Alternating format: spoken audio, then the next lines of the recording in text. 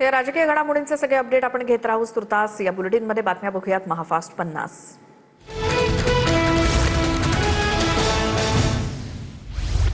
आमदार रोहित पवार यांच्या नेतृत्वाखाली चांदवडमध्ये शेतकऱ्यांच्या विविध मागण्यांसाठी कांदा उत्पादक शेतकरी क्रांती महामोर्चा।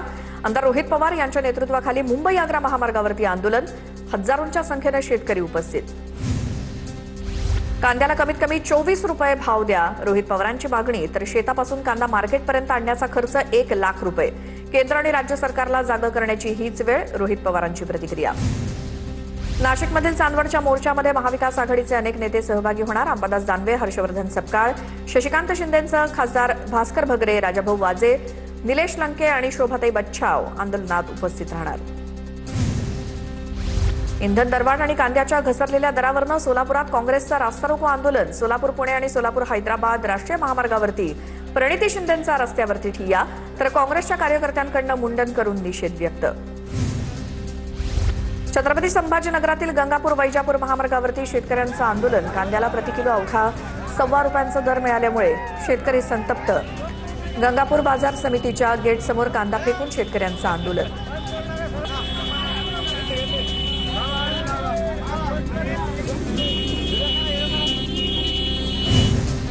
कृषीप्रधान देशात शेतकऱ्यांची अवस्था दुर्दैवी। शेतीमालाचे भाव उत्पादन खर्चावरती असले पाहिजेत। कांदा प्रश्नावरून अण्णा हजारेंची सरकारवर टीका।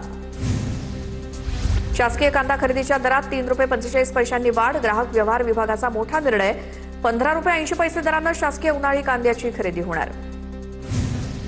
मुख्यमंत्री फडणवीसांनी आज महायुतीची बैठक बोलावली। विधान परिषदेच्या उर्वरित जागांचा तिढा सुटण्याची शक्यता। पुण्यावरनं भाजप आणि राष्ट्रवादी, तर नाशिक आणि छत्रपती संभाजीनगरवरनं शिवसेना आणि भाजपमध्ये रस्सीखेच। विधान परिषदेच्या जागांचा तिढा सोडवण्यासाठी महायुतीत हालचाली। जागा वाटपावरती आज शिक्कामोर्तब होण्याची शक्यता। शिवसेनेकडनं 7 जागांची मागणी। भाजपकडनं चंद्रशेखर बावनकुळे आणि रवींद्र चव्हाण शिंदेंशी चर्चा करणार। उपमुख्यमंत्री शिंदेंकडनं दिल्लीत रविवारी अचानक शहांची भेट। विधान परिषद आणि राज्यातील राजकीय परिस्थितीबाबत चर्चा झाल्याची माहिती। भेटीदरम्यान शिंदेंसोबत शिक्षण सम्राट माजी मंत्री देखील उपस्थित होते, सूत्रांची माहिती। ठाणे विधान परिषदेत एकनाथ शिंदे धक्कातंत्र वापरण्याची चर्चा। मतांची गोळाबेरीज वाढवण्यासाठी बहुजन विकास आघाडीला शिंदे सेनेसोबत घेण्याचा प्रयत्न।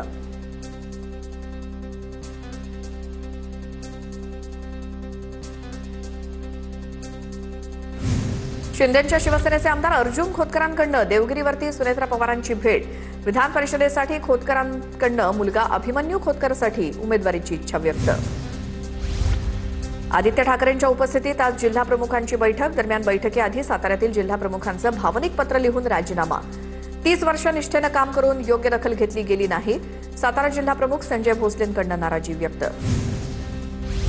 चंद्रपुरात काँग्रेसचे नॉट रिचेबल नगरसेवक, नगराध्यक्ष भाजप आमदारांसोबत भाजपसाठी व्हिक्टरी साईन दाखवताना काँग्रेस नगराध्यक्ष भास्कर ननावरे यांचा फोटो समोर। विकास लवांडेंच्या जामिनावरती आज सुनावणी पार पडणार। काल झालेल्या युक्तिवादानंतर आज कोर्ट निकाल देण्याची शक्यता। राष्ट्रवादीचे प्रवक्ते विकास लवांडे यांच्या जामिनाला पुणे पोलिसांकडून न्यायालयात विरोध। वारीच्या काळात अशा वक्तव्याची पुनरावृत्ती झाल्यास कायदा सुव्यवस्थेचा प्रश्न निर्माण होऊ शकतो असं म्हणत पुणे पोलिसांचा प्रतिवाद। बकरी ईदच्या पार्श्वभूमीवर आवश्यक उपाययोजना करा। गोवंश हत्या बंदी कायद्याचं पालन करण्याच्या सूचना। विधानसभा अध्यक्ष राहुल नार्वेकरांच्या पोलीस महासंचालकांना सूचना। उपमुख्यमंत्री सुनेत्रा पवारांच्या उपस्थितीत राष्ट्रवादीच्या आजी माजी आमदारांची आज बैठक। विधान परिषद निवडणूक आणि आमदारांच्या समस्यांबाबत चर्चा होणार। गोकुळ दूध संघासाठी सप्टेंबरमध्ये मतदानाची शक्यता। 30 जुलैपर्यंत अंतिम मतदार यादी प्रसिद्ध होण्याची शक्यता, सूत्रांची माहिती। तर 10 ऑगस्टपासून उमेदवारी अर्ज दाखल करून घेण्याची तयारी, सूत्रांकडून स्पष्ट। महागाईच्या विरोधात आज पुण्यात काँग्रेसचं आंदोलन। जिल्हाधिकारी कार्यालयाच्या बाहेर काँग्रेस आंदोलन करणार। दिल्लीमध्ये सीएनजीच्या दरात प्रतिकिलो 2 रुपयांची वाढ। सीएनजीचे दर 81 रुपयांवरून 83 रुपये प्रति किलोवर। स्कूल बसच्या भाड्यामध्ये 10 ते 15% वाढ। पेट्रोल डिझेल दरवाढीमुळे स्कूल बसच्या भाड्यात वाढ। स्कूल बस भाडेवाढीचा सर्वसामान्य पालकांना फटका बसण्याची शक्यता।